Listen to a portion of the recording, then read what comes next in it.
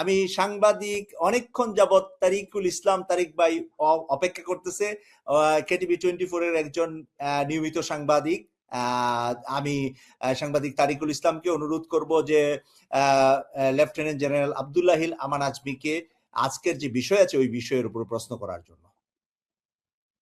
আসসালামু আলাইকুম স্যার, আপনাকে আজকে শোতে পেয়ে আমার খুবই ভালো লাগছে। আমি যশোরের পক্ষ থেকে আপনাকে স্বাগত জানাচ্ছি। আমি আমার পরিচয়টা একটু দিই স্যার। আমি দিগন্ত টেলিভিশনের যশোর ব্যুরো চিফ ছিলাম। আমিও নির্যাতিত 6 মাস জেল কেটেছি স্যার। তো আপনি যখন গুমে ছিলেন আমরা দোয়া করেছি আপনি যেন আবার ফেরত আসতে পারেন। নেত্র নিউজের মাধ্যমে যখন আমরা জেনেছিলাম যে আপনি এবং আমাদের ব্যারিস্টার আহমেদ বিন কাশেম স্যার জীবিত আছেন, আমরা খুব শুকরিয়া আদায় করেছিলাম। তো আজকে কেটিভি কে ধন্যবাদ জানাই যে আজকে আপনার শোতে আমাকে প্রশ্ন করার সুযোগ দিয়েছে। এর জন্য আমি আল্লাহর শুকরিয়া আদায় করি। আল্লাহ আপনাকে আরো হায়াতে তৈবা দান করুন। দেশের জন্য আপনি কাজ করুন, আরো ভালো ভালো কাজ করুন। আমরা আশা করছিলাম যখন আপনি সেনাবাহিনীতে ছিলেন, আমরা স্বপ্ন দেখতাম যে আপনার থেকে দেশ আরো ভালো কিছু পাবে, অনেক কিছু পাবে, কিন্তু স্বৈরাচার সরকার সেই সুযোগটা হয়তো আমাদেরকে দেয়নি। তারপরেও এখনো আপনি কাজ করে যাচ্ছেন বিহাইন্ড দ্য সিনে থেকে, এটা আমাদের জন্য গর্বের। আপনাকে সর্বশেষ যে লেফটেন্যান্ট জেনারেল পদমর্যাদায় আপনার সম্মানিত করা হয়েছে, সেজন্য বর্তমান সেনাপ্রধানকে আমাদের পক্ষ থেকেও ধন্যবাদ জানাই। বর্তমান সেনাপ্রধান যে কাজগুলো করছেন, বিশেষ করে স্যার আমরা দেখছি যে 4 খলিফার নামে যে ব্যাটালিয়নের নামকরণ করলেন এবং কোম্পানির নামকরণ করলেন, তারপরে আমরা দেখলাম ইসলামিক ইনস্টিটিউটের নামকরণ করলেন। এই বিষয়গুলো আসলে খুব ইতিবাচক। এবং আপনি যেটা বলছিলেন স্যার যে নৈতিক এবং ধর্মীয় শিক্ষার যে বিষয়টা উনি গুরুত্ব দিয়েছেন, এটা আমরা মনে করি স্যার এটা বাংলাদেশের শুধু সেনাবাহিনী নয়, সাধারণ মানুষের ভেতরে চমৎকার কি ইতিবাচক সাড়া পড়েছে এবং মানুষ আশান্বিত হচ্ছে যে আমাদের সেনাবাহিনীর ভেতরে ভালো পরিবর্তন হচ্ছে এবং আমরা যদি ইমানের বলে বলিয়ান হতে পারি, নৈতিক মানেও উন্নীত হতে পারি, তাহলে আমাদের সামরিক দিক থেকেও আমরা উন্নয়ন হবে বলে মনে করি। কারণ সামরিক দিক থেকে যেটা আমরা আমাদের খালিদ বিন ওয়ালিদ, আমাদের যে ইসলামী যে রণ কৌশল থেকে আমরা দেখেছি, শুধুমাত্র সুসজ্জিত অস্ত্রই নয়, ইমানের বলটা, মনোবলটাও আপনি বলেন স্যার। তো একটা প্রশ্ন করতে চাই স্যার, সেটা হচ্ছে প্রশ্নে চলে যায় স্যার। সেটা হচ্ছে যে নতুন নতুন আর কি পদক্ষেপ সেনাবাহিনী নিতে যাচ্ছে, আর আপনি বিশেষ করে এই সময়টা দেশের জন্য কিভাবে আপনি কাজ করছেন, এই বিষয়টা আমার একটু জানার। আর একটা বিষয় স্যার একটু আপনার মাধ্যমে একটু জানতে চাই, যশোরের যে ক্যান্টনমেন্ট, যশোর তো বৃহৎ ক্যান্টনমেন্ট, এখানে সম্মিলিত সামরিক হাসপাতাল রয়েছে। তো এই হাসপাতালে আমরা জানি স্যার 3য় এবং 4র্থ শ্রেণীর যে কর্মচারীরা, তাদের সন্তানরা, তাদের পরিবার এখানকার ফ্রি ট্রিটমেন্টের সুবিধা পায় না।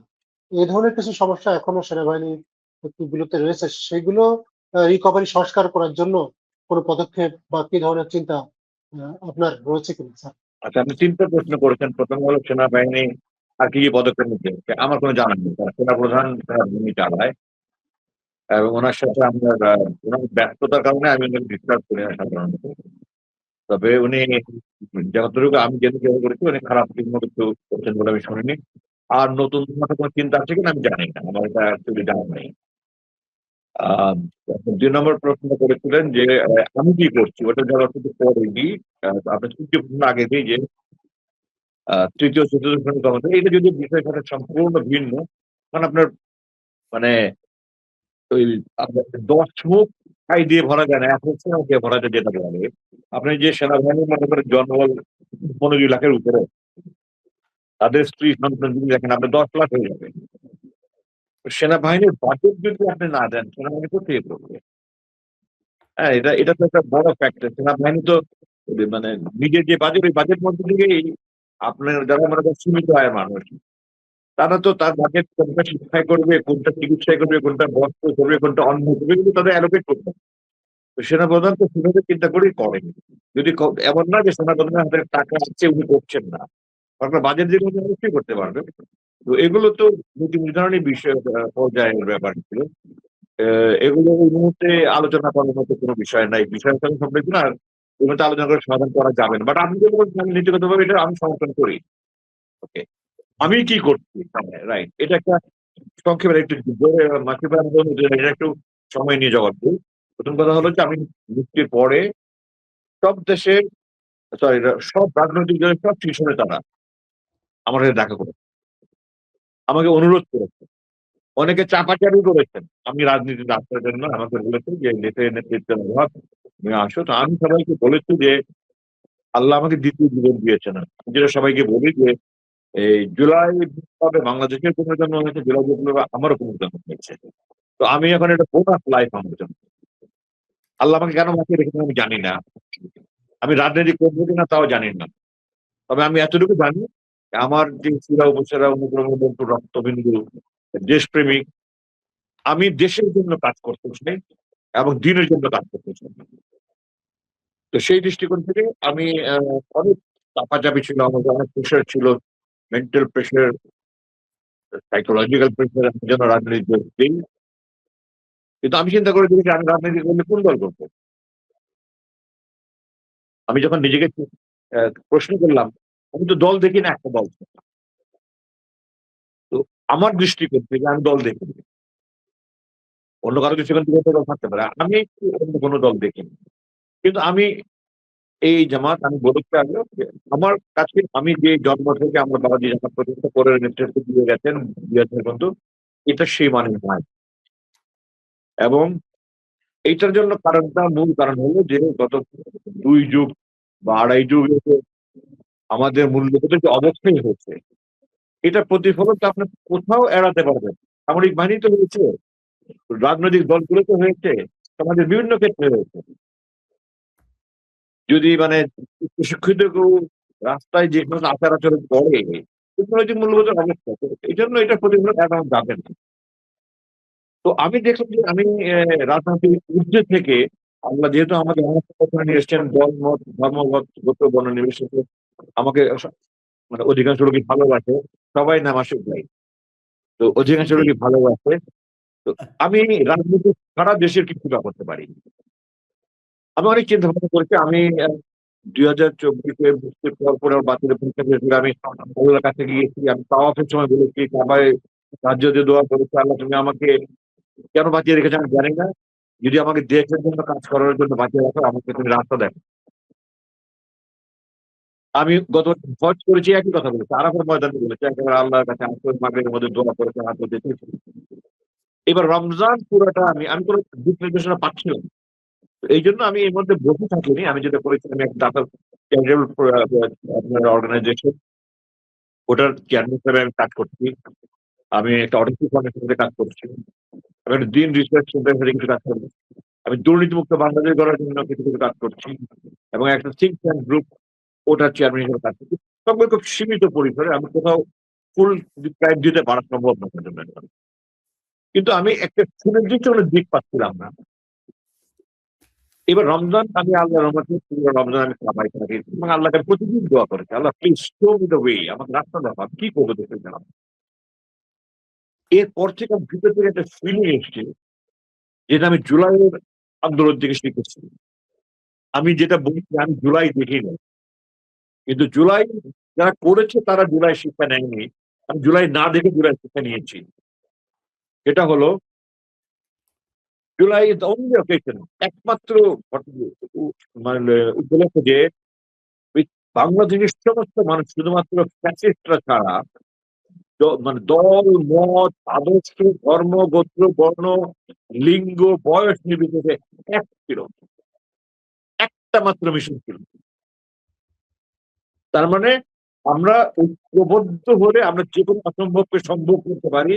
যখন প্রাক্তন প্রধানমন্ত্রী মনে করতো তাকে পৃথিবীর কোনো শক্তি সরাতে পারবেন না, সমস্ত বাহিনী তার পদানত করে, র, ইন্ডিয়া, মোসাদ, ইসরায়েল, আমেরিকা সব তার পিছনে ছিল। এই অবস্থায় আল্লাহ দেখেছে যে আল্লাহ যাকে ইচ্ছে ক্ষমতা তাকে রাজত্ব করে। আমার কাছে মনে হয়েছে ওই রমজানের পর থেকে যে আমি আবার ওই ঐক্যটা ফিরিয়ে আনার জন্য কাজ করার জন্য আল্লাহ আমাকে পাঠিয়ে রেখেছি। কারণ আমরা এখন যেটা ফ্র্যাগমেন্টেড হয়ে যাচ্ছে, আমরা দেখছি যে গত 2 বছরে সম্প্রতি গতকালকে তো কয়েকটা পিছনে মারামারি হয়েছে। এই যে অথচ একসময় আমরা শুনেছি যে 1 মায়ের 2 সন্তান, দুই ছাত্র মারা যায়। আমি একটা কথা আজকে আপনাকে বলি, আমার বাবার ব্রেন চাইল্ড কিন্তু চ্যাট রেডিও ছিল, এবং 2001 নির্বাচনের পরে আমার বাবা আমাকে বলেছেন, অনেক কয়েক বছরের মধ্যেই বলেছেন যে ম্যাডাম জিয়া সাহেব আমার সাথে আত্মবিহারে অবসর নিয়েছে। তো ওনার সাথে তারপরে বিভিন্ন অনুষ্ঠানে দেখা হতো, আপনারা দেখেছেন বিভিন্ন ইফতার পার্টিতে বা বিভিন্ন অনুষ্ঠানে দেখা হয়েছে। আব্বা আমাকে কয়েকটি বলেছেন। আমি এই পরিবারে বড় হওয়ার ফলে আমি অনেক কিছু জানি যেগুলো মানুষ জানেন, যেগুলো কিছু আছে বললে আগুন জ্বলে যাবে। এখন যেটা বলবো এটা আগুন জ্বলবেন। যে আব্বা আমাকে বলেছেন, যে ম্যাডাম জি আব্বাকে বলেছেন 2001 নির্বাচনের পরে যে ফ্যাসিবাদের এক পতন হলো, আর ফ্যাসিবাদ দলের যে ভরাডুবি হলো, ম্যাডাম জি আপনাকে বলেছিলেন আমাদের এই জোট পরবর্তী 3টা নির্বাচন ধরে রাখতে হবে, তাহলে আওয়ামী লীগকে ভারতপন্থীদেরকে এই দেশ থেকে নিশ্চিহ্ন করা যাবে। রাইট। দুর্ভাগ্যজনক বিভিন্ন কারণে এটা হয়নি। আমি আবারও দেখছি যে আমরা ইউ এন্ড মি হয়ে গেছে, নট মি। আমি এটার জন্য কাজ করছি। আমি গত 2-2.5 মাস থেকে আমি বিভিন্ন সেমিনার সিম্পোজিয়ামে বলছি, বিভিন্ন ইন্টারভিউতে বলছি, এবং রাওয়া এটা খুব ইতিবাচক ভাবে নিয়েছে। আপনারা জানেন রাওয়া যেটা তারা এটা খুব ইতিবাচক ভাবে নিয়েছে, এবং তারা এক্সিকিউটিভ কমিটি মিটিং করেছে, করে তারা এটা চিন্তা করেছে যে জাতির সমস্ত ক্রান্তিকালে ক্রাইসিস পিরিয়ডে সেনাবাহিনী জাতির পাশে ছিল, সশস্ত্র বাহিনী জাতির পাশে ছিল। তো আমি যে উদ্যোগটা নিয়েছি এটাকে তারা স্পন্সর করার জন্য চিন্তা করেছে। তো গত 25 তারিখে 25 জুলাই একটা মিটিং ছিল, যেখানে বাংলাদেশ সেনাবাহিনীর অবসরপ্রাপ্ত যারা ইন্টেলেকচুয়ালস আছেন, 2 স্টার 3 স্টার বিভিন্ন ইউনিভার্সিটি যারা পিএইচডি করা, ইউনিভার্সিটি পড়াচ্ছেন, এরকম কিছু অফিসারকে ডেকেছিলেন, এবং ওখানে এটা নিয়ে আলোচনা হয়েছে। আমাকেও তারা ইনভাইট করেছিল। ওখানে এটা আলোচনা হয়েছে যে আমার সজয় একবার বলেছেন যে ম্যাডাম সব সময় বলতেন যে বিএনপি জোট আমাদেরকে ধরে রাখতে হবে, আমাদেরকে ধরে রাখতে হবে, আমাদেরকে ধরে রাখতে হবে। তো আমি তখন আব্বা আমাকে কি বলেছেন ওটাও বললাম। উনি বললেন যে হ্যাঁ ইউ আর রাইট। উনি আমার বস ছিলেন যখন আমি আমার প্রমোশন হয় নাই, লেফটেন্যান্ট কর্নেল, উনি তখন আমার বস ছিলেন, এবং আমার থেকে উনি বেশি কষ্ট পেয়েছিলেন কেন আমার প্রমোশন হয় নাই। তো যাই হোক, উনি সবাই মিলে এটা সর্বসম্মতক্রমে মানে রাজি হলো যে একটা প্ল্যাটফর্ম করতে হবে, থিঙ্ক ট্যাঙ্ক গ্রুপ রাওয়ার স্পন্সরে, যারা ঐক্য সংহতির পক্ষে কাজ করবে। এবং এরপরে প্রস্তাব দিলেন, এবং সর্বসম্মত গৃহীত হলো যে ওটা আমাকে দায়িত্ব দেওয়া হবে। এবং আমি তখন বললাম যে স্যার আপনারা থাকতে আমাকে না। তখন উনি বললেন যে না, অনেক কিছু বললেন, যাই হোক আমি বলতে চাই, বললেন যে না, তোমার কোনো চয়েস নাই, ইট ইজ আওয়ার ডিসিশন। আমরা সিদ্ধান্ত আমাদের এটা তোমার কোনো বলার কোনো কিছু, তোমার দায়িত্ব পালন করতে হবে, এবং আমরা জানি তুমি পারবে। আমি বললাম আপনারা আমাকে সাহায্য সহযোগিতা করবেন। তবে আমার একটা বক্তব্য আছে, সেটা হলো যে শুধুমাত্র মিলিটারি প্ল্যাটফর্ম হলে এটা সিভিল সোসাইটিতে গ্রহণযোগ্য হবে।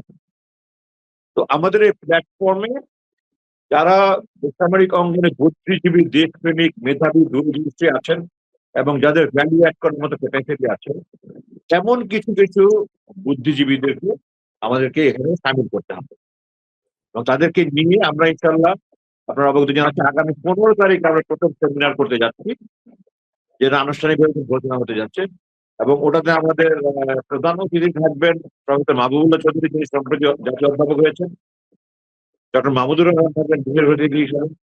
আমরা এরকম জানতে পারি যে আরো যারা পরিচিত আছেন, অরাজনৈতিক এবং দেশপ্রেমী, দেশ নিয়ে চিন্তা ভাবনা করেন, দেশের কল্যাণে কাজ করতেছেন, এরকম অলরেডি আমি বাকি বললাম না এখন। আমরা 25-30 জনকে অলরেডি রিচ করেছি। আমি ব্যক্তিগতভাবে কথা বলছি, আমি কথা বলছি, আরো মানে 50-র মতো আমরা টার্গেট করেছি।